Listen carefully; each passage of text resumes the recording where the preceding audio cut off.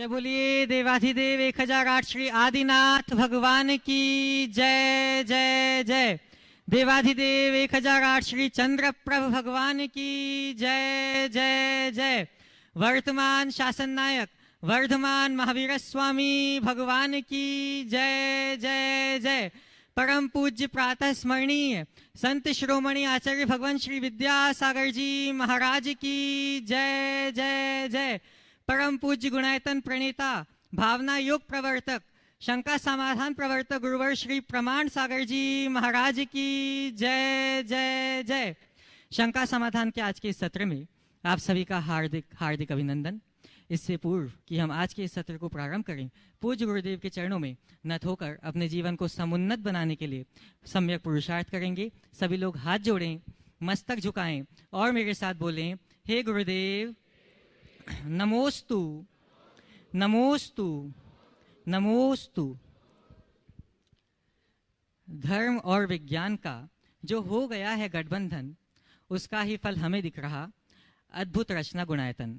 बंधुओं, गुणायतन वह कृति होगी जहां आकर आपका मन होगा झंकृत, जीवन होगा परिष्कृत एवं चेतना होगी चमत्कृत। यह वह अमर कृति होगी जो युगों युगों तक जिन शासन की यशगान को गाएगी। एवं जैसे विश्व में मक्का मदीना इस्लाम धर्म के लिए और ईसाइयों के लिए वाटिकन सिटी को जाना जाता है, हिंदुओं के लिए काशी को जाना जाता है, उसी प्रकार से विश्व पटल में सम्मित शिखर को जैन धर्म के लिए स्थापित करने में इसका महत्वपूर्ण योगदान होगा। अतः मैं आप सभी से आग्रह करता हूं कि जिन शासन के अद्भुत महनीय प्रभावना के लिए अपना योगदान अवश्य दें। हमें प्रसन्नता है कि हमारे आह्वान पर प्रतिदिन लोग जुड़ रहे हैं। आज भी कुछ लोग संबद्ध हुए हैं। मैं उनके नामों की घोषणा करूंगा और यह भाव रखूंगा कि आप करतल ध्वनियों से अनुमोदना अवश्य करेंगी। जीव दया के रूप में जो गुणायतन से संबद्ध जीव दया के रूप में जिन्होंने अपनी उदारता अभिव्यक्त की है, श्री सम्यक जैन सुपुत्र श्री ब्रजेश चंद जैन, आशु जैन ग्रेटर नोएडा से करतल ध्वनियों से इनका अभिवादन करें। निर्माण मित्र के रूप में गुणायतन से जो संबद्ध हुए हैं, श्री श्याम शंकर जैन, श्री ऋषभ राजकुमारी Jain, doctor Ayushi Jain, engineer Nikhil Jain Prince Shivpuri से, वे अगर यहाँ उपस्थित हैं तो आए और पूज्य गुरुदेव के चरणों में नमोस्तु निवेदित करेंगे। श्री श्याम शंकर जैन, श्री ऋषभ राजकुमारी जैन, डॉक्टर आयुषी जैन, इंजीनियर निखिल जैन। और इनके सम्मान के लिए मैं आमंत्रित करूंगा श्रीमान ललितेश जी जैन फिरोजाबाद से, शिरोमणि संरक्षक गुणायतन। इसी क्रम में सूत्रधार के रूप में जो गुणायतन से संबद्ध हुए हैं, श्रीमती रजनी जैन, अंकुर जैन, आरती जैन, चारवी जैन सहारनपुर उत्तर प्रदेश से, वे अगर यहाँ उपस्थित हैं तो वे भी पूज्य गुरुदेव के चरणों में नमोस्तु निवेदित करने के लिए आए। और आपके सम्मान के लिए मैं आमंत्रित करूंगा श्रीमती चंद्रकला जी पाटनी रांची। सूत्रधार के रूप में संबद्ध होने का सौभाग्य जिन्होंने प्राप्त किया है, श्रीमती रजनी जैन, अंकुर जैन, आरती जैन, चारवी जैन सहारनपुर उत्तर प्रदेश से।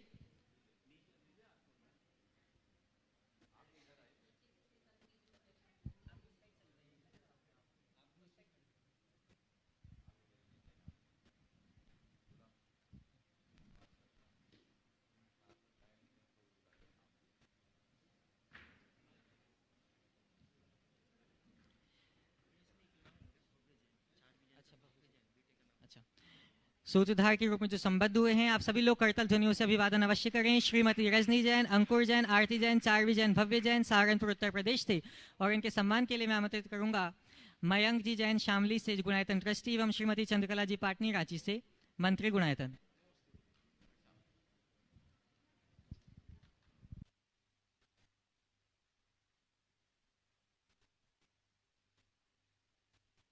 श्रीमान मयंक जी जैन शामली से सम्मिलित हूं।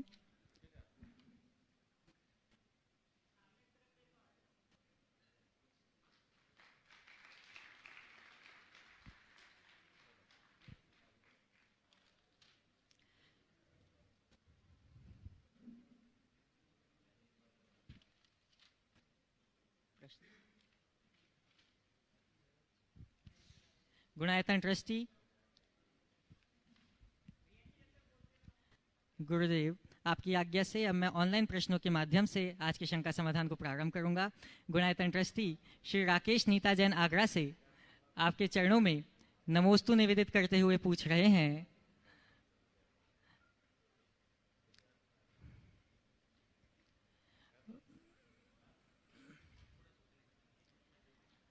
वर्तमान में ऐसा देखने को मिलता है और हम सब भी ऐसा करते हैं कि धार्मिक यात्रा में अधिक से अधिक मंदिर, सिद्ध क्षेत्र, अतिशय क्षेत्र व अधिक से अधिक मुनि महाराज का दर्शन बहुत जल्दी जल्दी करते हैं। मेरा प्रश्न है कि धार्मिक यात्रा कब, कितनी और किस तरह करनी चाहिए? कहीं ये धार्मिक पर्यटन तो नहीं है जो मात्र घर व्यापार से ऊब जाने या थक जाने के कारण हम सब ऐसी धार्मिक यात्रा करते हैं? कृपया मार्गदर्शन दें।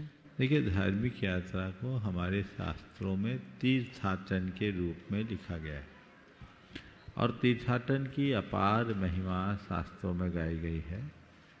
इसे सातिशय पुण्य के बंध का हेतु और तीर्थाटन को ज्ञान और अनुभव से समृद्ध होने के आधार के रूप में भी माना गया है। पहले लोग पैदल तीर्थ यात्रा करते थे, फिर घोड़ा गाड़ी, बैलगाड़ी आदि के माध्यम से करते थे। आज आपके पास साधन सुलभ हो गए तो आप यान और वायुयानों से करते हैं। जिस भी रीति से तीर्थ यात्रा करो, करना चाहिए, पर तीर्थ यात्रा को आउटिंग नहीं, अपने जीवन की टर्निंग पॉइंट बनाना चाहिए। अपने घर परिवार और व्यापार कारोबार की व्यवस्थाओं से उकताकर बाहर जाना आउटिंग है, वो तो आप करते रहते हो। लेकिन ये घर परिवार की व्यस्तताओं से, कारोबार से उकताकर नहीं, उनको समेट कर अपने मन को ऊर्जावान बनाने के ख्याल से तीर्थ यात्रा की जाती है। दरअसल तीर्थ यात्रा हमारे जीवन के अंतर यात्रा का सूत्रपात करती है। यदि हम उस भाव के साथ तीर्थ यात्रा करने के लिए उत्साहित होते हैं तो तीर्थ यात्राओं का हमारे जीवन में बहुत व्यापक असर पड़ता है। प्राय लोगों की मानसिकता सैलानी बन गई है, इसलिए लोग तीर्थ यात्रा को भी एक सैलानी की तरह, पिकनिक की तरह करने लगे, जबकि तीर्थ यात्रा एक आध्यात्मिक यात्रा है। वहाँ जब कभी भी जाएं तो अपने आप को कसने के लिए जाए, अपने आप को तपाने के लिए जाए और तीर्थ यात्रा करके जब घर लौटे तो अपने भीतर एक नए व्यक्ति का जन्म देकर जाए, तब तीर्थ यात्रा सार्थक है। मैंने शिखर जी में 5 वंदना की, 7 वंदना की, 11 वंदना की, यहाँ गए, इतने तीर्थों के दर्शन किए, इतने मुनि राजों के दर्शन किए, बहुत अच्छी बात है। लेकिन उनके दर्शन करके तुमने क्या पाया? मन में धर्म श्रद्धा के प्रति प्रगाढ़ता, बुराइयों के त्याग का संकल्प, अहम भाव का विलय और अहोभाव की वृद्धि के बिना तीर्थ यात्रा सार्थक नहीं है। तो ये चारों बातें जीवन में घटनी चाहिए। मेरी धर्म श्रद्धा बढ़े, बुराइयों के त्याग के लिए मैं संकल्पित हूं, मेरे अंदर का अहम भाव गले और मेरे भीतर का अहोभाव बढ़े, तो है कि मैंने तीर्थ यात्रा की। सच्चे अर्थों में मुझसे पूछो तो मैं यही कहूँगा कि तीर्थ यात्रा करने के बाद तुम्हें घर जाके कहना न पड़े कि मैं तीर्थ करके आया हूँ, तुम्हें देखकर लोगों को लगने लगे कि वाकई में ये तीर्थ करके आए हैं, तीर्थ यात्रा करके आए। वो भाव भूमिका बने तो जीवन में परम आनंद होगा। महावीर नगर दुर्गापुरा जयपुर से प्रमोद कुमार जी जैन पापड़ीवाल नमोस्तु पूर्वक पूछ रहे हैं, गुरुदेव, जो दीपक रात भर घर को रोशन करते हैं, सुबह होते ही उन्हें बुझा दिया जाता है। मेरा प्रश्न यह है कि स्वार्थ के इस संसार में जो व्यक्ति जिम्मेदारी उठाते हुए बिना स्वार्थ के अपना जीवन यापन करते हैं, तो फिर क्या वे भी स्वार्थी बन जाएं? कृपया मार्गदर्शन प्रदान करें। देखिए, जो दिया रात भर घर को रोशन करता है, सुबह होते ही उसे बुझा दिया जाता है, एक दृष्टिकोण है, और इसमें स्वार्थ दिखता है। और इस स्वार्थपूर्ण व्यवहार को देखकर हम भी स्वार्थी बन जाएं, मैं इससे सहमत नहीं हूँ। मैं तो केवल इस संदर्भ में इतनी ही बात कहूँगा, दीपक रात अंधेरे में भी जलकर अपनी उपयोगिता दिखाता है। हमारे जीवन में चाहे कितना अंधकार हो, हम अपनी प्रतिभा से अपनी उपयोगिता दिखाते रहें, यही हमारी उपलब्धि। स्वार्थी बनने की बात नहीं। जब मेरी जरूरत है मैं लोगों के काम आऊं। जहाँ अंधेरा है वहीं दीपक की जरूरत है, उजाले में दीपक की जरूरत नहीं है। तो मैं इस लायक तो हूँ कि अंधेरे से जूझ सकूं, उजाला फैला सकूं, किसी के काम आ सकूं। कई लोग तो कोई काम के ही नहीं रहते, इसलिए इसे इस संदर्भ में देखना चाहिए। बिनौली बागपत से नितिन जी जैन आपके चरणों में बारंबार नमोस्तु करते हुए पूछ रहे हैं, गुरुदेव महाराज श्री कुछ लोग कहते हैं कि जीवन को सफल बनाओ, कुछ लोग कहते हैं कि जीवन को सरल बनाओ। तो महाराज श्री, मेरी शंका यह है कि सरल जीवन कैसे जिएं कि सफल जीवन हो जाए? समाधान कीजिए। नमोस्तु। जीवन को सफल बनाओ या सरल बनाओ, सरल जीवन कैसे जिए कि जीवन सफल हो जाए। बस जीवन के लक्ष्य से फिसलो मत, सरल भी होगे सफल भी होगे। जो लोग जीवन के मूलभूत लक्ष्य से फिसल जाते हैं वो विफल होते हैं, न सरल हो पाते हैं न सफल हो पाते हैं। उनमें अनेक प्रकार की कृत्रिमताएं और कुटिलताएं आ जाती है। जीवन के स्वरूप को पहचाने और उसके मूलभूत लक्ष्य को आत्मसात करके चले, हमारी सारी दुविधा बहुत आसानी से दूर होगी।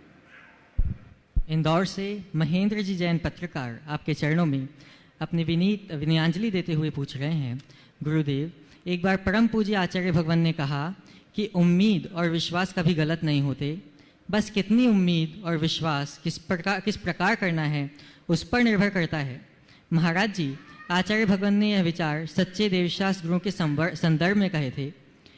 हमें सच्चे देवशास्त्र गुरुओं के प्रति कितना विश्वास और समर्पण होना चाहिए कि हमारी उम्मीद आगे ना उम्मीद ना हो सके? कृपया मार्गदर्शन दें। बहुत अच्छी बात कही है, और गुरुदेव का जिस भी संदर्भ में कथन है, उम्मीद और विश्वास जरूर पूरे होते यदि सही जगह रखा जाए। पूछने वाले का है कि हमें सच्चे देव शास्त्र गुरु से कितनी उम्मीद रखनी चाहिए और उन पर कितना विश्वास रखना चाहिए। मैं कहता हूँ सच्चे देव शास्त्र गुरु से के प्रति अटल विश्वास रखना चाहिए, उम्मीद बिल्कुल भी नहीं रखनी चाहिए। विश्वास रखोगे तो तुम्हारे उम्मीदों की पूर्ति तो अपने आप हो जाएगी, क्योंकि पेड़ के नीचे जाने के बाद छाया मांगनी नहीं पड़ती, वो अपने आप बरसती है। वो घने पेड़ हैं, वहाँ किसी आशा और उम्मीद से मत जाओ। वहाँ अपने आप को, अपने मन की सारी आशाओं को समर्पित करने के ख्याल से जाओ। जब अपने अंदर की सारी आशा और इच्छा को समर्पित करोगे तो जीवन उन्नत होगा। प्रत्यक्ष। नवीन जैन सिलचर से आपके चरणों में नमोस्तु पूर्वक पूछ रहे हैं, गुरुदेव जिंदगी एक तरफ कहती सब्र का फल मीठा होता है, एक तरफ वक्त कहता है मैं किसी का इंतजार नहीं करता। यह सवाल कई बार आ गया है। चलो, अब मैं आपकी आज्ञा से यहाँ प्रत्यक्ष उपस्थित लोगों को बुलाना चाहूँगा। प्रथम प्रश्न के लिए मैं आमंत्रित करता हूँ श्रीमान ललितेश जी जैन फिरोजाबाद से, एवं आपके साथ श्री मुकेश जी जैन, श्रीमती कमलेश जी एवं मंजू जी जैन फिरोजाबाद से। महाराज जी के चरणों में मेरा सत्सद नमन। फिरोजाबाद जैन समाज की ओर से आपके चरणों में मेरा कोट कोट नमन। यह प्रश्न मेरी पत्नी श्रीमती कमलेश जी पूछ रही हैं। महाराज जी नमोस्तु नमोस्तु। मैं ये पूछ रही हूँ महाराज जी कि हम कैसे धर्म करें जो हमारे छोटों में असर आ जाए हमारे धर्म करने से। अब इस उम्र में पूछ रही है कि हम कैसे धर्म करें कि छोटों में असर आए। हमारी बउआ है वो तो महाराज जी वैसी बस एक वाक्य में उत्तर देता हूँ, कहने वाला धर्म मत करो, करने वाला धर्म करने लगो। बोल करके आप धर्म करोगे और करवाना चाहोगे तो नहीं होगा, और अपने आचरण से आप धर्म को दिखाओगे तो सब होगा। मैं एक घटना बताता हूँ। एक बहन जी हमारे संपर्क में रही, उनके 2 बेटे दोनों बाहर से पढ़कर आए। एक ने MBA किया था और एक ने M.Tech कर रखा था। वो बहुत धर्मात्मा थी, उनके पति नहीं थे, पर उनके बच्चे चूंकि बाहर हॉस्टल्स में पढ़े तो उनमें वैसी धार्मिक भावनाएं नहीं थी। आस्था तो थी पर भावना नहीं थी। उन्होंने देखा कि बेटे लोग हैं, इनके खाने का कोई टाइम टेबल नहीं और सब कुछ खाना पीना का कार्यक्रम चलता है। एक बार उनने समझाया कि बेटे अपने को अपने हिसाब से अपना सब काम करना चाहिए। तुम सोचो, मनुष्य निर्भव की सार्थकता को समझो, जैन कुल की दुर्लभता को समझो। बच्चों ने माँ के सामने तो कुछ नहीं कहा, लेकिन उनका हालचाल नहीं बदला। माँ इसे देख करके थोड़ी दुखी हुई, लेकिन उसने क्या किया, किसी भी प्रकार की प्रतिक्रिया नहीं की और उसने अपने आप को दंडित करना शुरू कर दिया। बच्चे रात में खाए, दूसरे दिन माँ कुछ त्याग कर दे। बच्चे कोई अवांछित कार्य करे, माँ अपने आप को दंडित करे। बच्चों को बोले नहीं और ना इस बात का एहसास कराने की कोशिश करे कि तुम लोगों के कारण ऐसा कर रहे हैं। पर बच्चे माँ से बेहद प्यार करते थे। जब बच्चों को ये लगने लगा कि बच्चे माँ हम लोगों के कारण परेशान होकर के ये प्रायश्चित करती है, दोनों बच्चों ने आपस में बैठकर तय किया कि धिक्कार हो कि देवी जैसी माँ के लिए हम लोगों को इस तरह से हम लोगों के कारण परेशान होना पड़ रहा है। क्या हम लोग अपनी लाइफ स्टाइल नहीं बदल सकते? हम लोगों को बदल देनी चाहिए। दोनों माँ के पैर पड़े और कहा, माँ आज से घर में वही सब कुछ चलेगा जो आप चाहोगे।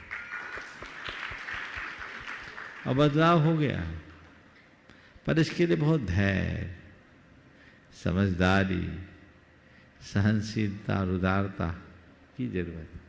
चीखा चिल्ली से तो महाभारत होता है। आचरण का प्रभाव बहुत गहरा होता है। हमें उस दिशा में भी सोचना चाहिए, गहरा असर। हाँ महाराज जी नमोस्तु। हम परिवार में 3 दौरानी जेठानी हैं और 4 बहुएं हैं। हम लोग सभी अग्रवाल वैष्णव परिवार से आए हैं। अब हमारे यहाँ 80% तो जैन धर्म चलता है और 20% बहुएं और हम सब मिलके वैष्णव धर्म का भी पालन करते हैं। इसमें कुछ दोष तो नहीं? देखिए, ऐसा है कि आप अग्रवाल जैन हो, आपके यहाँ गंगा जमनी संस्कृति चलते आई। आज से नहीं, 2000 साल पुराना इतिहास है। अग्रवालों में जैनियों से संबंध होता रहा है और एक समय था जब भारत में आज भी अग्रवाल जैनों की संख्या सर्वाधिक रही है। वैष्णव की बेटी आती थी, वो जैन हो जाती थी, और जैन की बेटी जाती थी तो वो वहाँ ढल जाती थी। अब आप आ गई हैं तो भले अग्रवाल परिवार में जन्म लिया, पली बढ़ी, पर अब तो आप इतनी बड़ी हो गई कि अच्छे से जैन धर्म के मर्म को आपने समझ लिया होगा। समझा है कि नहीं समझा? नहीं महाराज जी, हमने समझा। बहुएं आई है ना, अब उनसे बस हम मैं मना नहीं कर पाते। बता रहा हूँ, वही बता रहा हूँ। तो आपने आत्मसात किया, आप अपनाओ। बहुओं को बलात् कुछ मत कहो, पर बहुओं को समझाओ कि बेटे देख, मैंने दोनों परंपराओं को देखा है। आज मुझे जितनी शांति और सुकून मिलती है, यदि तुम जैन आचार और विचार को ठीक रीति से समझोगे तो तुम्हें भी ये अच्छा लगेगा। पुराने ज़माने में और आज में अंतर है। पहले सासू का राज चलता था। आप जिस दिन विवाह के बाद आई होगी तो आपकी सासू माँ ने सीधी सीधी हिदायतें दी होगी और आपने उसे एक्सेप्ट कर लिया होगा। लेकिन अब तो बहू राज आ गया है। बहू रानी को आप अगर कुछ बोलोगे तो शायद आपको जवाब मिल जाएगा।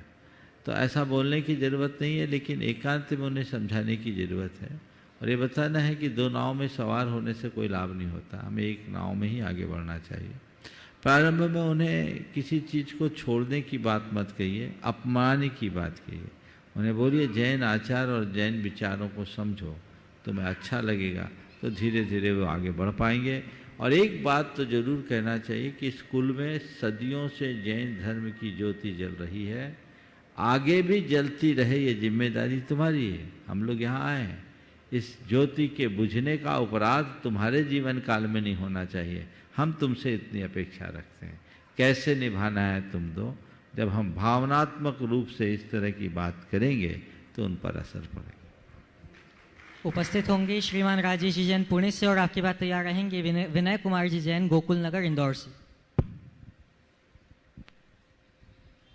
नमोस्तु गुरुदेव। गुरुदेव, नया वित्तीय वर्ष 1 अप्रैल से चालू हो रहा है। इस दौरान पुराने वर्ष का लेखा जोखा आकलन और नए वर्ष के लिए बेहतर टारगेट्स हम लोग तय करते हैं लौकिक जीवन के अंदर। गुरुदेव, इस प्रकार जो हमारा परमार्थिक जीवन है उसके टारगेट्स किस तरह से सेट करें और उसका आकलन भी कैसे करें ताकि हम उत्तरोत्तर इसमें वृद्धि कर सकें? ये तो हर व्यक्ति को हर क्षेत्र में करना चाहिए, प्रतिदिन भी करना चाहिए और साल में एक बार तो विशेष करना चाहिए। हम लोग वार्षिक प्रतिक्रमण करते हैं और वार्षिक प्रतिक्रमण करने का मतलब अपने भीतर बड़े स्तर पर बुहारी लगाते हैं और फिर उसका लेखा जोखा करके, ऐसे आप लोग दशलक्षण के दिन में क्षमावानी करते हो, तो दशलक्षण की समाप्ति के बाद एक दिन अपना लेखा जोखा करो और क्षमावानी के दिन से सबसे क्षमा मांग करके नव संकल्प के साथ नए जीवन की शुरुआत करो। ये यात्रा हमारे लिए आगे बढ़ सकती है। नमस्ते गुरुदेव। विनय कुमार जैन गोकुल नगर इंदौर से। जब अगला। नाम पुकारा जाए तो आप लोग अगर संकेत कर देंगे तो कार्यकर्ताओं को माइक देने में सुविधा होगी। अगले प्रश्न के लिए तैयार रहेंगे किंशु जी जैन पिड़ावा से। महाराज जी के चरणों में त्रिवार नमस्तु। महाराज जी, एक परिवार में अगर बच्चा कोई डिमांड करता है तो परिवार के मुखिया को, परिवार को लगता है कि ये चीज़ गलत है, लेकिन परिवार के लोग उसका सपोर्ट करते हैं। तो महाराज जी, उस समय परिवार को, बच्चे को या परिवार को कैसे समझाना चाहिए कि कम से कम जो सारे लोग उस बात को माने? देखिए, अगर बच्चा कोई बात की डिमांड करता है और वो गलत है, उसके हित में नहीं, परिवार के हित में नहीं है, तो उसकी पूर्ति नहीं करनी चाहिए। बच्चे को भी समझाना चाहिए और जो लोग परिवार के जो सदस्य उसके सपोर्ट में खड़े हो रहे हैं उन्हें भी समझाना चाहिए। जब उनको समझाएंगे तब उनका रास्ता ठीक होगा। लेकिन इस तरह से जब एक ही परिवार में दो तरह की विचारधारा आ जाती है तो मामला थोड़ा बिगड़ सा जाता है। उसमें पहले बड़ों को समझाना चाहिए, बाद में बच्चों की बात रखनी चाहिए। नमस्ते महाराज जी। किंशु जी जैन अपना प्रश्न रखेंगे और आपकी बात तैयार रहेंगी वृत्ति श्राविका श्रीमती नीति जी कलरैया खारगढ़ से। महाराज जी नमस्तु। आप कौन से बुरे कर्म किए उसे चलने फिरने में हाथ संभालता हूँ? आप कौन से कर्म करूँ जिससे मैं मेरे पाप खत्म हो जाए, नष्ट हो जाए? देखो, जो भी कर्म हुए अब उन्हें याद मत करो। कोई ना कोई खोटे कर्म तो थे, लेकिन तुम अपने आप को भाग्यशाली मानो कि चलने में असमर्थ हो, बुद्धि से तो पूरी तरह समर्थ हो ना। अपनी चीज सोच सकते हो। तन बिगड़ा हुआ है, मन और चेतना अच्छी है, उसकी तरफ ध्यान दो और अपने आप को इस अर्थ में खुश नसीब रख मानो कि मैं शरीर से लाचार हूँ पर मेरी आत्मा आज भी सम्यक दर्शन के योग्य है कि नहीं है? तो सच्चे देव शास्त्र गुरु के प्रति दृढ़ श्रद्धा रखो, सम्यक दर्शन की ऐसी भावना भाव कि अगले भाव में मनुष्य बन करके, मुनि बन करके सीधे मोक्ष जा सको। समझे? इसलिए जो भी अशुभ कर्म था अब मुझे उसको भोगना नहीं है, काटना है। अपने मन में क्षमता रखो और जितना बन सके धर्म ध्यान में भावों से, शरीर से जो बने सो करे, वचनों से और मन से जितना धर्म कर सको करने की कोशिश करो। आशीर्वाद। उपस्थित होंगे नीति जी कलरैया खारगढ़ से और आपकी बात तैयार रहेंगी अविशी जी जैन, अविशी जी रेखा जी भंडारी जयपुर से। मेरे अनंत उपकारी गुरुवर के चरणों में कोटिशः नमन परिवार सहित। गुरु जी, मना करने की प्रवृत्ति आचरण में कैसे लाएं? आजकल देखा जाता है कि जो टीन एज हैं बच्चे, वो अपनी मनमानी करके माता पिता को मनवा लेते हैं। तो ऐसे में हमें मतलब कहाँ पर, कब, कैसे कैसी सिचुएशन में कैसे हैंडल करना है, कहाँ मना करना है, कहाँ नहीं करना है? क्या भावना योग में इसका कोई कमांड है वृत्ति की अपेक्षा से? देखिए, कहीं मना करना है, कहीं मना लेना है और कहीं मान जाना है। क्या बोलो? कहीं मना करना चाहिए, कहीं मनाना चाहिए और कहीं मान जाना चाहिए। जिस कार्य में बच्चों का या सामने वाले का अहित दिखता हो, परिवार का अहित दिखता हो, उसे दृढ़ता से मना करें। लेकिन मना करने के साथ साथ लॉजिकल तरीके से उन्हें मनाने की कोशिश करें। अगर आप उन्हें ठीक ढंग से समझाएंगे तो बच्चे निश्चित रूप से मानेंगे, मानना चाहिए। और हम ऐसा करने में तब समर्थ होंगे जब हम तभी मना करेंगे जब चीज़ें मना करने योग्य हों। कुछ लोग हैं जो हर बात को मना करते हैं, तो फिर धीरे धीरे बच्चे या परिवार के सदस्य उनको बताए बिना काम करना शुरू कर दे, तो मना ही कर देते हैं। लेकिन आप छोटी मोटी बातों को एक्सेप्ट करके अगर बुरी बातों को मना करोगे तो बच्चे आपकी बात को जरूर मानेंगे। तो आप उनको मनाएं, तो मना करो, मनाओ। और बच्चे अगर अच्छा काम करना चाह रहे हैं, उसमें थोड़ी बहुत कमियां भी है, तो आप मान जाओ, कुछ हिदायतें दे के उनकी बात को स्वीकार कर लो। रास्ता यही। नमोस्तु जी। उपस्थित होंगे अविशी रेखा जी भंडारी जयपुर से और आपकी बात तैयार रहेंगे पीयूष जी जैन पिड़ावा से। नमोस्तु महाराज जी, नमोस्तु महाराज जी। ये प्रश्न मेरे मामा का है, अगर आपकी आज्ञा हो तो मैं बोलो। प्रश्न करूं। नमोस्तु गुरुदेव। यदि किसी बाहरी कारण से जिसको कि नियंत्रित करना हमारे वश में कदापि नहीं है और उसके कारण मन अति विचलित हो तो क्या करें? कृपया मार्गदर्शन दीजिए। किसी का बाहरी कारण से स्थिति हमारे नियंत्रण से बाहर हो और मन विचलित हो तो हम क्या करें? इसे कर्म का योग मान करके स्वीकार कर लें। इसके अलावा और कुछ नहीं। जब चीज़ें नियंत्रण से बाहर हो तो उसे स्वीकार करने में ही सार। पीयूष जी जैन पिड़ावा अपना प्रश्न प्रस्तुत करेंगे और आपकी बात तैयार रहेंगे श्रीमान सुनील जी दिलवारी, अध्यक्ष मकराना जैन समाज। नमोस्तु गुरुदेव। पिड़ावा जैन समाज की ओर से त्रय बार नमोस्तु नमोस्तु नमोस्तु भगवान। महाराज जी, मेरी शंका यह है कि जब हम किसी साधु संत की आहार या विहारचर्या में सम्मिलित होते हैं या उनके समागम में या प्रवचन में या उनके सानिध्य में रहते हैं, तब निमित्त से या मन में ऐसे विचार आते हैं कि बस यहीं रहे, संसार में जाए ही ना, या घर परिवार में देखे ही ना।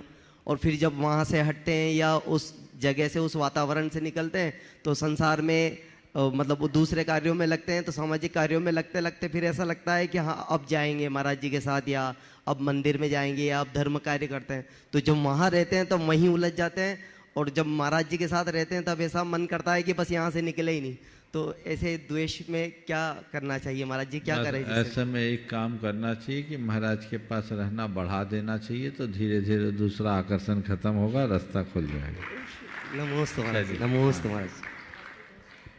उपस्थित होंगे सुनील जी दिलवारी, अध्यक्ष मकराना दिगंबर जैन समाज और आपकी बात तैयार रहेंगे मयक जी जैन, गुणायतन ट्रस्टी शामली से, जिन्होंने इस विगत चातुर्मास में अपना कलश भी स्थापित कराया था।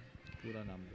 गुरुदेव जी के चरणों में नमोस्तु नमोस्तु नमोस्तु। सकल दिगंबर जैन समाज मकराना की तरफ से व अजमेर की तरफ से नमोस्तु नमोस्तु गुरुदेव। गुरुदेव, मकराना में आपका आगमन हुआ था, बहुत आनंद आया आपका।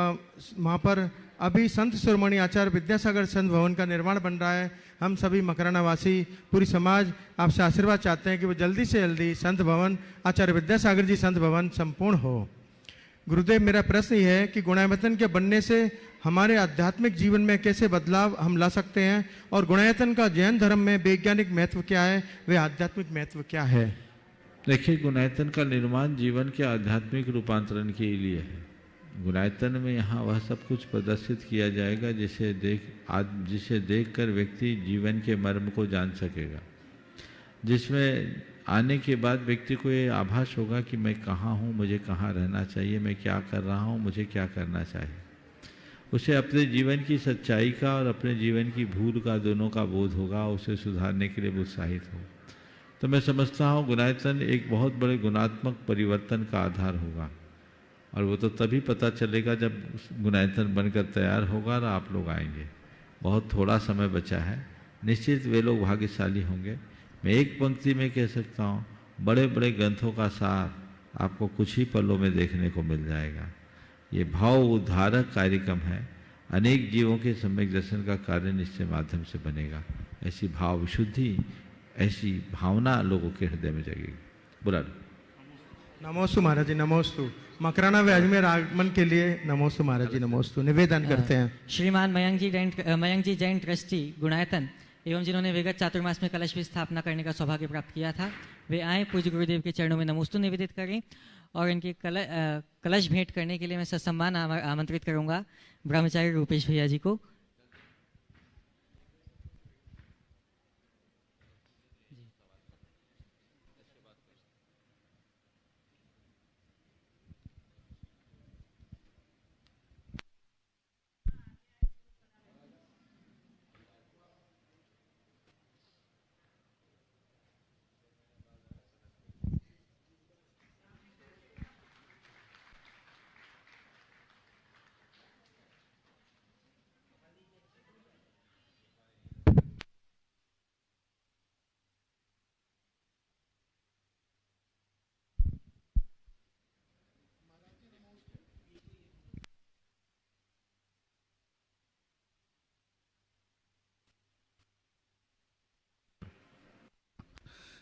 नमोस्तु महाराज जी।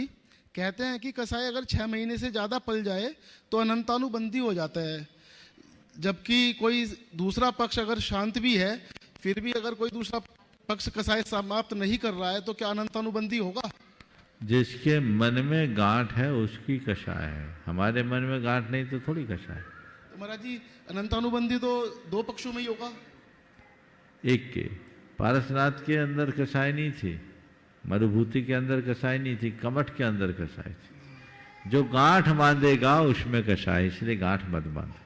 समझ? नमस्ते महाराज जी। बहुत बहुत। गौरव जी जैन भी साथ में है, वे अपना प्रश्न उपस्थित कर लेंगे और आपके बाद तैयार रहेंगे श्रीमती लता जी गंगवाल गया से। गौरव सवाल है? नहीं है, ठीक, चलिए दीजिए। उपस्थित होंगी श्रीमती लता जी गंगवाल गया से और आपकी बात तैयार रहेंगी दिति जी जैन जयपुर से। मयंक। नमोस्तु गुरुदेव। गुरुदेव, जब गणेश प्रसाद वर्णी जी पहली बार संबेसिकर जी की यात्रा पर निकले तो उनकी यात्रा बहुत सफल हो गई, तो उन्होंने परिक्रमा का मन बनाया। उन्होंने परिक्रमा का मन बनाया और फिर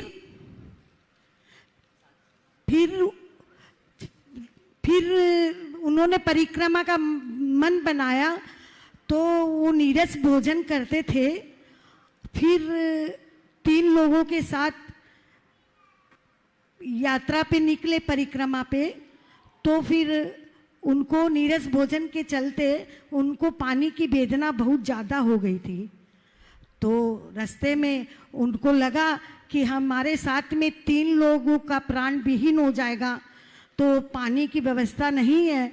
तो महाराज श्री ऐसा कैसा चमत्कार हो गया कि उनको पानी का कुंड लबालब भरा हुआ नजर आया।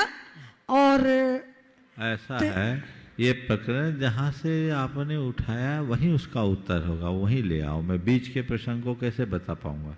आगे चलो। नमस्ते। हाँ प्रसंग ऐसा रखो जो मैं एकदम प्रचलित हो, मेरे स्मरण में नहीं आ रहा। आपने शायद मेरी जीवन गाथा में से कोई सवाल उठाया होगा, तो कहाँ होगा? देखिए, एक लाइन में बोल सकता हूँ, पुण्य आत्माओं के पुण्य से सारे संयोग निकल जाते हैं। गणेश प्रसाद जी वर्णी का एक प्रसंग सुना देता हूँ।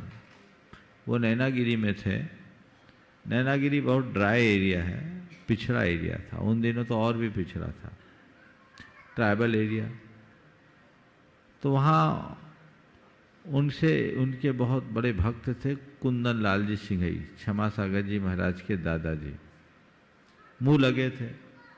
तो आहार के थोड़े पहले बोला कि बाबा जी आपका पुण्य तो हम तब मानेंगे जब आज आपको आहार में अंगूर मिले।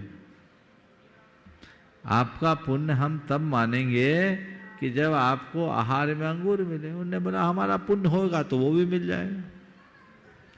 अब वो आहार को उठ गए, इसी मध्य सागर के एक प्रतिष्ठित परिवार के एक ढोलक बीड़ी वाले मोतीलाल जी हैं, वो महाराज के पास आए दर्शन के लिए। उनकी गाड़ी आके रुकी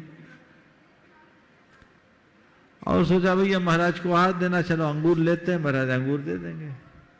चौके में गए तो थाली में अंगूर रखे थे। बरनी जी ने दिखाया, कुंदन लाल जी को देख लिया। तो पुण्य के निमित्त से सारे संयोग मिल जाते हैं। चलिए ओम। बस उपस्थित होंगी व्रती श्राविका श्रीमती चंद्रकला जी पाटनी रांची से, और आपकी बात तैयार रहेंगी शालिनी जी जैन अजमेर से। जल्दी।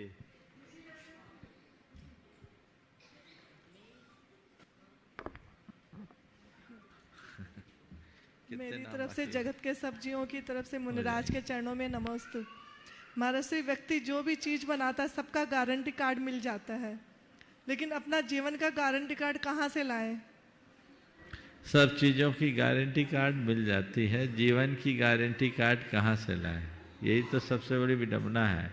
जो चीजें बेची और खरीदी जा सकती है उनकी गारंटी कार्ड मिलती है, लेकिन जिसे न बेचा जाए न खरीदा जाए उसके लिए कोई गारंटी नहीं होती। जिसका मूल्य है उसकी गारंटी, लेकिन जो अमूल्य है उसकी क्या गारंटी? विडंबना यह है कि लोग हर चीज का मूल्य समझते हैं पर अमूल्य का मूल्य नहीं समझते। संत कहते हैं मूल्य समझो अमूल्य का, उस तत्व का। वहां गारंटी की जरूरत नहीं है, वहां हर पल जागरूक रहने की जरूरत है। इस जीवन की कोई गारंटी नहीं है। कहते हैं एक पल का भरोसा नहीं, 2 दिन की जिंदगी है, पल भर का ये सफर है। इस बात को समझो और जब तक जीवन मिला है इसका सदुपयोग करो। उपस्थित होंगे शालिनी जी जैन अजमेर से, और आपकी बात तैयार रहेंगी शिप्रा जी जैन अम्बाहा से। शालिनी। खुशबू जी जैन ग्वालियर एमपी से, और आपकी बात तैयार रहेंगी नवीन जी जैन ग्वालियर मध्य प्रदेश से। नमोस्तु महाराज जी, चरणों में बारंबार नमोस्तु नमोस्तु नमोस्तु। महाराज श्री, मेरा प्रश्न ये है कि काफ़ी लोग परिवार में, जैसे हम अपने बच्चों को बताते हैं कि फास्ट फूड छोड़ो या आलू प्याज छोड़ो, तो वो ये पूछते हैं कि पहले हमें क्या छोड़ने की ज़रूरत है, फास्ट फूड या आलू प्याज, दोनों में से किस में ज़्यादा दोष है? उनसे ना फास्ट फूड छोड़ने के लिए बोलो ना आलू प्याज छोड़ने के लिए बोलो, पहले बोलो हेल्दी खाना खाओ। क्या बोलो? उनके अंदर हेल्थ कॉन्शियस जगह। और फिर पहली बात सुनो, फास्ट फूड छोड़ने के पीछे मूल ये हेल्थ, हेल्दी खाओ। फिर धीरे से उनको समझाओ कि आलू में हिंसा भी है और अनहेल्दी भी है, उसके दुष्परिणाम भी हैं, बच्चे बच जाएंगे। चलिए। उपस्थित होंगे नवीन जी जैन ग्वालियर से, और आपकी बात तैयार रहेंगे श्रीमान हजारी लाल जी जैन आगरा उत्तर प्रदेश से। नमस्ते गुरुदेव। मेरा प्रश्न ये है कि हम सब रागी हैं और रागियों में आकांक्षाएं होती हैं, लेकिन आजकल बैरागियों में भी आकांक्षाएं बढ़ती जा रही हैं। जैसा कि मैं एक प्रश्न के माध्यम बता रहा हूँ, एक दीदी थी, उनकी दीक्षा हुई 3 साल में, उनकी एक दीदी की आर्य का दीक्षा हुई और 3 साल के अंदर गढ़नी भी बन गई और 3 दीक्षा भी दे दी। तो ये उचित है या अनुचित है? अब भैया आर्य का दीक्षा तो वैराग्य से प्रेरित होकर के दी जाती। अब 3 साल में गढ़नी बन गई तो विथिन 3 ईयर में ही 3 साल में गढ़नी भी। और तो मेरी बात 3 पल में भी बन सकते हैं।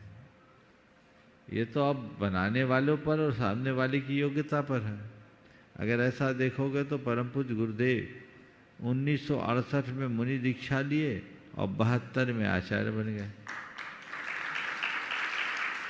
बने ना, साल मत गिनो। अब उनने दीक्षाएं भी दे दी, तो दीक्षा लेने वाले और देने वालों पर निर्भर करता है। इसका तात्पर्य ये नहीं कि वो रागी हो गए, पर हाँ आपके सवाल के संदर्भ में मैं यही कहूँगा कि दीक्षा योग पात्रों को देनी चाहिए और दीक्षा योग गुरुओं से लेना चाहिए।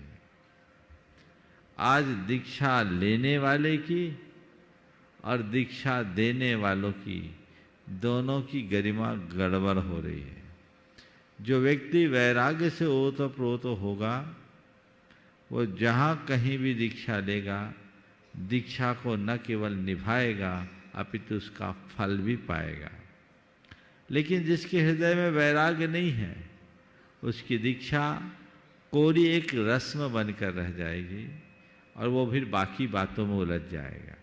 तो दीक्षा लेने वाले को और दीक्षा देने वाले को दोनों को ध्यान में रखना चाहिए। उसी से दीक्षा लो जिसके जीवन में तुम्हें आध्यात्मिकता दिखे, जिसका चरित्र तुम्हें पवित्र दिखे, जो आगम के अनुकूल वर्तन करता हो, उसे आप दीक्षा के योग्य मानना और उससे दीक्षा लोगे तो भवसागर से पार उतर पाओगे। और जिस किसी से भी दीक्षा लोगे तो लोभी गुरु लालची चेला होए नरक में ठेलम ठेला। ये कहावत तो बहुत पुरानी है। तो ये चीज़ें सोच समझ के होना चाहिए। आजकल बहुत जल्दी मिल जाती है दीक्षा।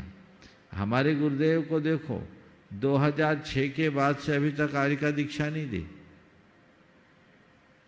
2006 से अभी तक आर्य का दीक्षा नहीं दी ना। और 2018 के बाद 18 के बाद को मुनि दीक्षा नहीं दी। अब वो चाहते तो रोज दे सकते हैं, लेकिन दीक्षा लेना देना बहुत कठिन है। क्षुल्लक दीक्षाएं दी है, क्षुल्लक दीक्षा दी, मुनि दीक्षा की बात कर रहा हूँ। तो वो अपनी योग्यता के एक अभी क्षुल्लक दीक्षा में एक क्षुल्लक मुनि दीक्षा दी उत्कृष्ट सागर जी की, ये दुर्लभ है। तो खैर ये उनकी अपनी कसौटी है। इसी तरह गुरुओं की भी अपनी कसौटी होनी चाहिए। उपस्थित होंगे श्रीमान हजारीलाल जी जैन, आगरा उत्तर प्रदेश से।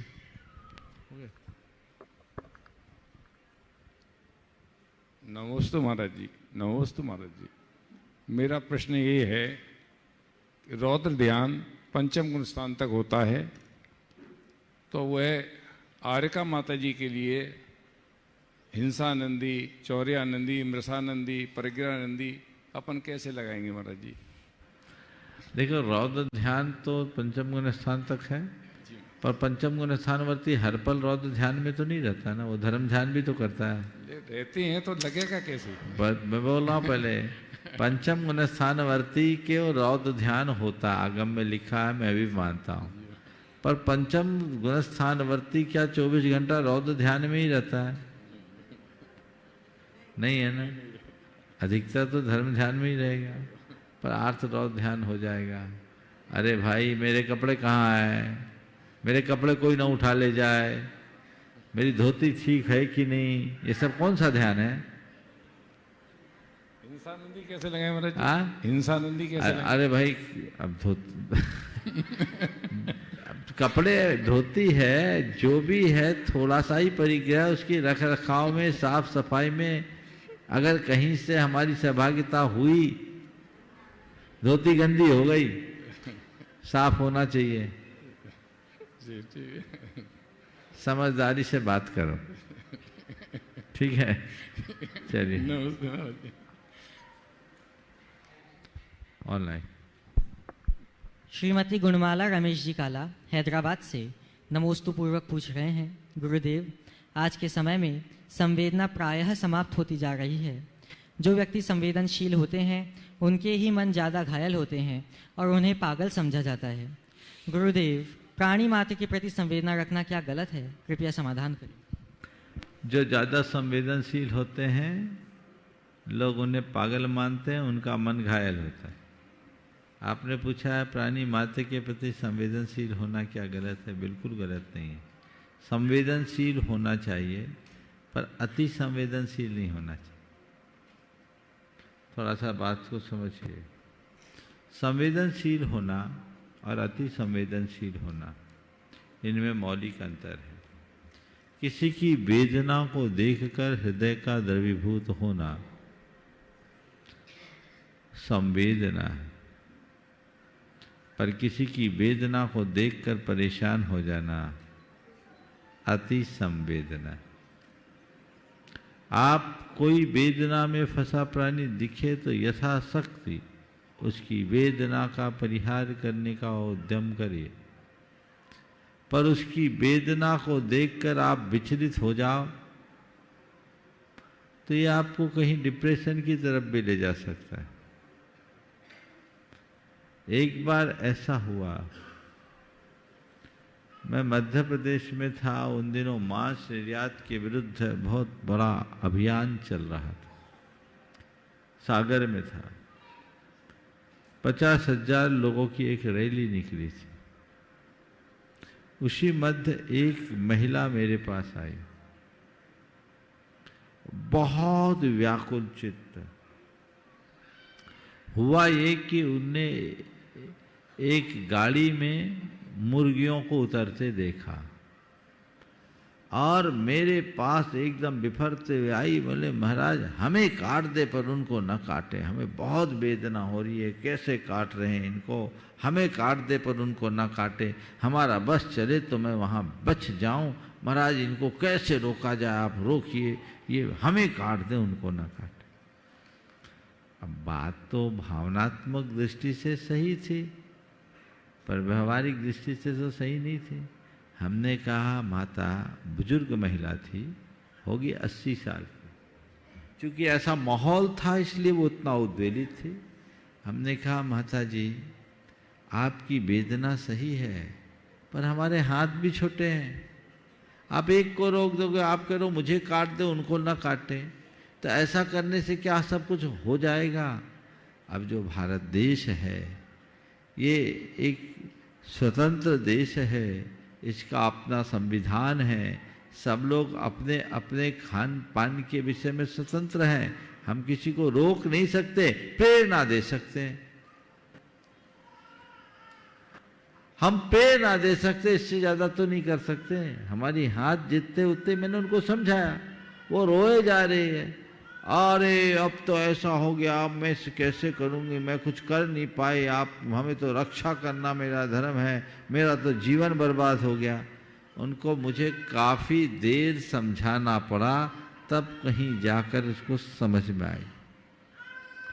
तो जो वेदना है उससे द्रवीभूत होना ठीक बात है, पर वेदना से एकदम विचलित हो जाना अति संवेदनशीलता है, जो कहीं न कहीं हमें पागल भी बना सकती है, इससे बचना चाहिए।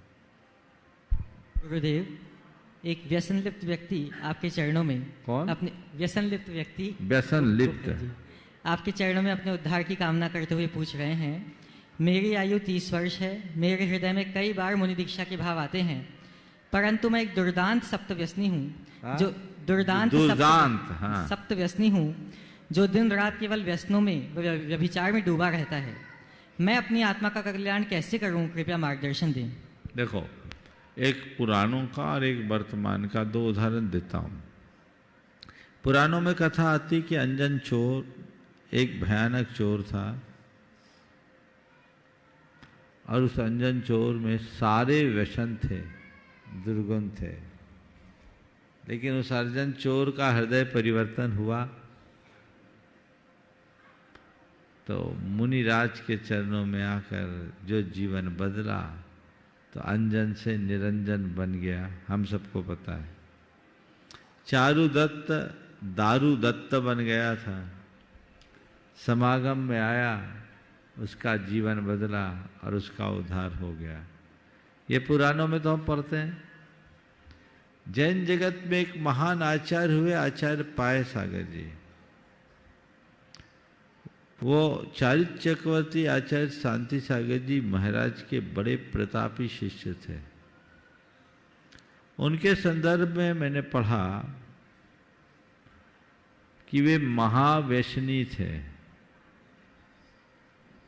एक बार शांति सागर जी महाराज से तर्क वितर्क करने के लिए पहुंच गए और उनसे जाकर के सीधा सवाल किया कि महाराज आप मुनि क्यों बने? बोले मोक्ष पाने के लिए। बोले आज मोक्ष है? बोले नहीं है। तो मोक्ष नहीं है तो मुनि क्यों बने? तो महाराज जी जहाँ बैठे थे वहीं सामने आम का पेड़ था। बोले काय का पेड़ है? बोले आम का पेड़ है। बोले जाओ 2-4 आम तोड़ आओ। बोले महाराज आम तो जेठ आषाढ़ में मिलते हैं, सावन में मिलते हैं, भी आसोच के महीने में आम कहाँ से होंगे? आम तो जब इसमें आम नहीं है तो आम का पेड़ क्यों बोल रहे हो? बोले महाराज अभी नहीं है, लगेगा। तो महाराज ने कहा यही तो मैं कह रहा हूं, मोक्ष अभी नहीं मिलेगा, लेकिन जब भी मिलेगा इसी दिगंबर मुद्रा से मिलेगा। अभी मोक्ष का सीजन नहीं है, जब सीजन आएगा तो मोक्ष भी मिलेगा। ये उनके बीच की पहली वार्ता थी। इससे वो बड़े प्रभावित हुए, और प्रभावित इतने हुए कि गुरु चरणों में समर्पित हो गए। उनने दीक्षा ली और वो कहते थे, मैं तो पाप सागर था, गुरुदेव ने मुझे पाय सागर बना दिया।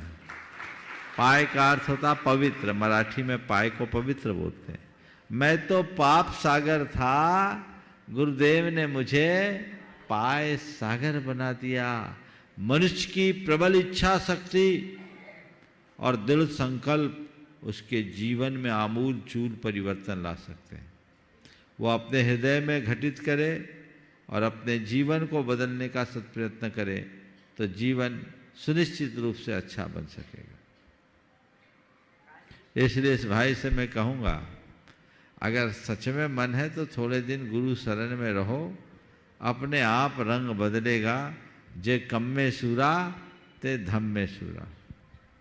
गोपालगंज सागर से श्रीमान राजेश जैन आरआई, गुरुवर जय विद्या परिवार गोपालगंज सागर का नमोस्तु नमोस्तु नमोस्तु। लौकिक जीवन की जिंदगी एक पिंजरे में कैद परिंदे की तरह है। पिंजरे में कैद परिंदे की तरह। हाँ। फर्क केवल इतना है कि किसी पंछी के भाग्य में सोने का पिंजरा, किसी के भाग्य में चांदी का पिंजरा, किसी के भाग्य में बड़ा पिंजरा, किसी के भाग्य में छोटा, किंतु स्वच्छंद विचरण करने को आसमान नहीं। हम गृहस्थ जीवन में रहकर इन पिंजरों से छुटकारा पाते हुए स्वच्छंद जीवन कैसे व्यतीत करें? जिनको पिंजड़े में ही रस आ रहा है वो स्वच्छंद जीवन कैसे व्यतीत करें? अगर सच में तुम्हें लगता है कि मैं पिंजड़े में बंद हूं, तो प्रतीक्षा करो पिंजरा खुलने की, और जैसे ही पिंजरा खुले फुर्र हो जाओ। एक पुरानी कहानी है, उसे सुना करके बात पूरी कर रहा हूं। एक सेठ एक मुनिराज के दर्शन के लिए जा रहा था। उसके घर में एक तोता पलता था। तोता ने कहा, महाराज कहाँ जा रहे हो? बोले महाराज के दर्शन करने जा रहा हूँ। बोले मेरे लिए भी कुछ उपदेश ले आना। चले गया। अब महाराज के पास गया और आते समय बोला, महाराज जी मेरे घर में एक तोता पलता, उसने भी आपसे उपदेश पूछा है। बोले उससे कहो जाओ सो जाओ। आए, बोले मेरे लिए क्या उपदेश लाया? बोले सो जाओ। जैसे ही सुना सो जाओ, वो तोता फड़फड़ा कर एकदम अचेत हो गया। बोले रे, मुनियों की प्राणी से तो मुर्दा भी जिंदा हो जाता है, ये उल्टा कैसे हो गया? सेठ को बहुत झटका लगा। उसको हिलाया डुलाया, पर काय को हिले। उसका दरवाज़ा खोला गया। सोचा अब इसका क्रियाक्रम करें। दरवाज़ा खोला, लोग इधर उधर हुए। उसने कनखियों से देखा, रास्ता क्लियर है, फुर्र से उड़ गया। और फुर से उड़ करके पेड़ की डाल में बैठा और कहा, मुक्त होना है तो सो जाओ, मुक्त होना है तो सो जाओ। तोते ने एक बार इनडायरेक्ट उपदेश सुना और मुक्त हो गया। सेठ को आया, अरे मैं रोज सुनता हूँ और वही रह रहा हूँ। वास्तव में जो व्यवहार के कार्य में सोता है, वही अपने आत्मा के कार्य में जाग पाता है। इसलिए चीजों को विराम दो और आगे बढ़ो, तभी तुम उन्मुक्त आकाश में विचरण करने में समर्थ हो सकोगे। यहीं पर विराम। बोलिए परम पूज्य आचार्य गुरुवर श्री विद्यासागर जी।